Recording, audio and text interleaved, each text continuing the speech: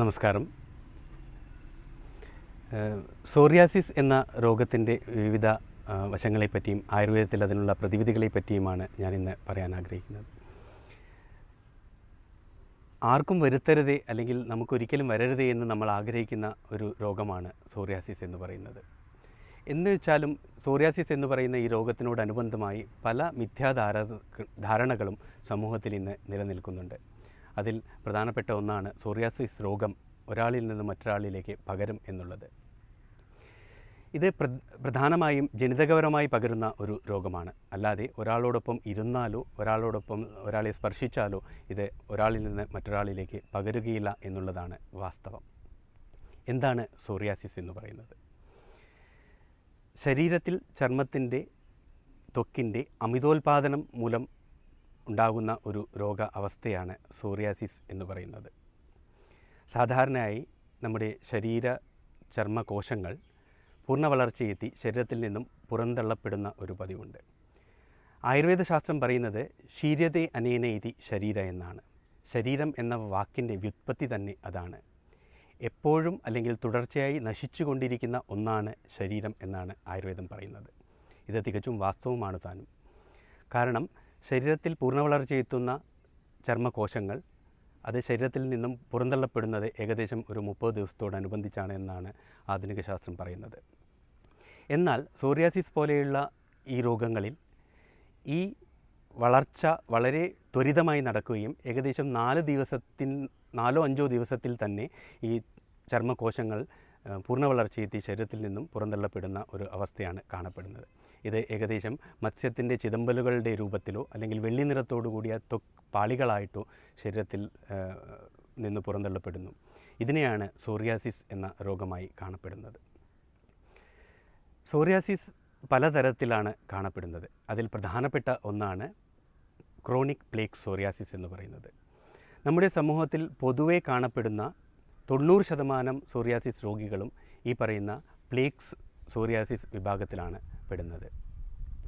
വ്യക്തമായ അരികുകളോടുകൂടി മത്സ്യത്തിൻ്റെ ചിതമ്പലുകൾ പോലെയോ ശൽക്കങ്ങൾ പോലെയോ വെള്ളി നിറത്തോടു കൂടിയ പാളികൾ ശരീരത്തിൽ നിന്നും ഉണ്ടാവുന്ന ഒരു അവസ്ഥയാണ് പ്ലേഗ് സോറിയാസിസ് എന്ന ഈ രോഗത്തിൽ കാണപ്പെടുന്നത്. ഇത് പ്രധാനമായും കൈകാൽ മുട്ടുകൾ, തല, കാൽവെള്ള, കൈവെള്ള, നടു എന്നീ ഭാഗങ്ങളിലാണ് പ്രധാനമായും കണ്ടുവരുന്നത്.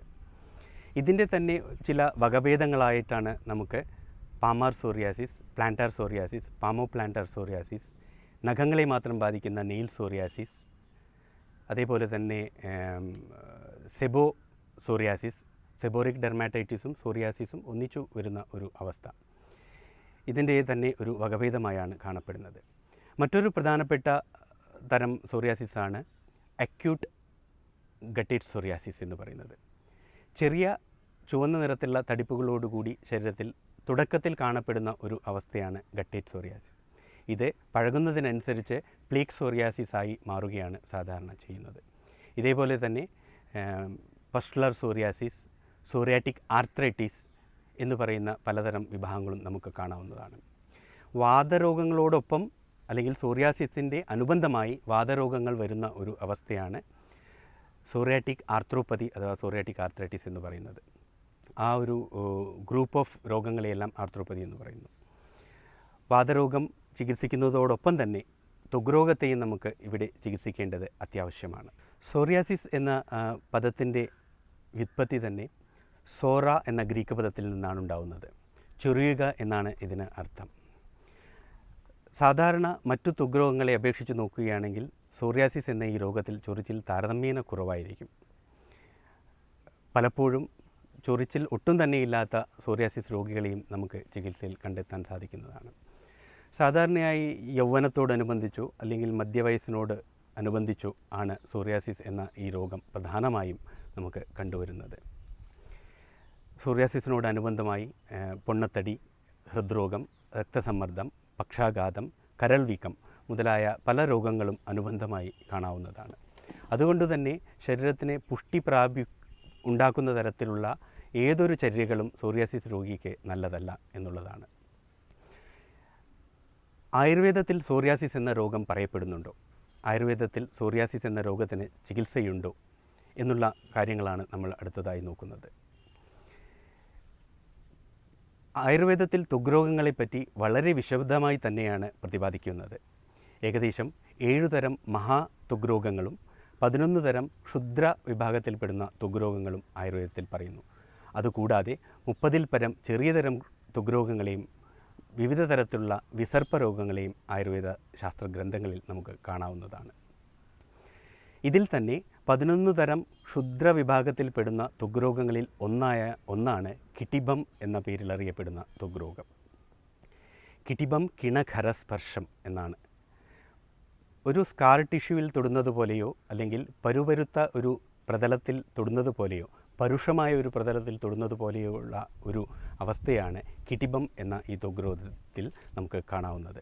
ഇത് സോറിയാസിസിൻ്റെ എല്ലാവിധ ലക്ഷണങ്ങളോടും വളരെയധികം സാമ്യമുള്ളതും അതുപോലെ തന്നെ നമുക്ക് കാണപ്പെടുന്നതുമായ ഒരു രോഗ അവസ്ഥയാണ് കിടിബം എന്ന് പറയുന്ന ത്വഗ്രോഗം. അതുകൊണ്ട് തന്നെ കിടിബം എന്ന ത്വഗ്രോഗാവസ്ഥയാണ് സോറിയാസിസ് എന്ന രോഗാവസ്ഥയുമായി ആയുർവേദത്തിൽ സാമ്യപ്പെടുത്തി മനസ്സിലാക്കുന്നത്. എന്നിരുന്നാലും ചില ചികിത്സകന്മാർ ഏകം എന്ന് പറയുന്ന ഒരു ത്വഗ്രോഗവുമായും സോറിയാസിസിനെ താരതമ്യപ്പെടുത്തുന്നുണ്ട്. മത്സ്യശകലോപമം എന്നാണ് ഏകം എന്ന് പറയുന്ന ത്വഗ്രോഗത്തിന് ആയുർവേദ ഗ്രന്ഥങ്ങളിൽ പറയുന്നത്. മത്സ്യത്തിൻ്റെ ചിതമ്പലുകളോടു പോലെയുള്ള ചർമ്മപാളികൾ ശരീരത്തിലുണ്ടാവുന്ന ഒരു രോഗാവസ്ഥ എന്നാണ് ഇതിൽ നിന്ന് മനസ്സിലാക്കുന്നത്. സോറിയാസിസിലും നമുക്ക് ഇതുപോലെ തന്നെ സ്കിൻ പ്ലേക്സ് നമുക്ക് ശരീരത്തിൽ വെള്ളി നിറത്തോടു കൂടിയ സ്കിൻ പ്ലേക്സ് ശരീരത്തിൽ കാണാവുന്നതാണ്. അതുകൊണ്ട് തന്നെ ഇത് ഏകം എന്ന് പറയുന്ന ത്വഗ്രോഗമായിട്ടും നമുക്ക് മനസ്സിലാക്കാവുന്നത്. എന്നിരുന്നാലും കിടിബ ത്വഗ്രോഗമോ അല്ലെങ്കിൽ ഏക ത്വഗ്രോഗമോ ഏതായിരുന്നാലും ഇത് രണ്ടും വാതകഫജമായിട്ടുള്ള ത്വഗ്രോഗങ്ങളായിട്ടാണ് ആയുർവേദം പറയുന്നത്. വാദത്തിൻ്റെയും കഫത്തിൻ്റെയും ദുഷ്ടി മൂലം ശരീരത്തിലുണ്ടാവുന്ന ഒരു ത്വഗ്രോഗം. അതുകൊണ്ട് തന്നെ ഇതിൻ്റെ ചികിത്സയും വളരെ സാമാന്യമാണ് അല്ലെങ്കിൽ ഒരുപോലെ തന്നെയാണ് എന്ന് നമുക്ക് മനസ്സിലാക്കാം.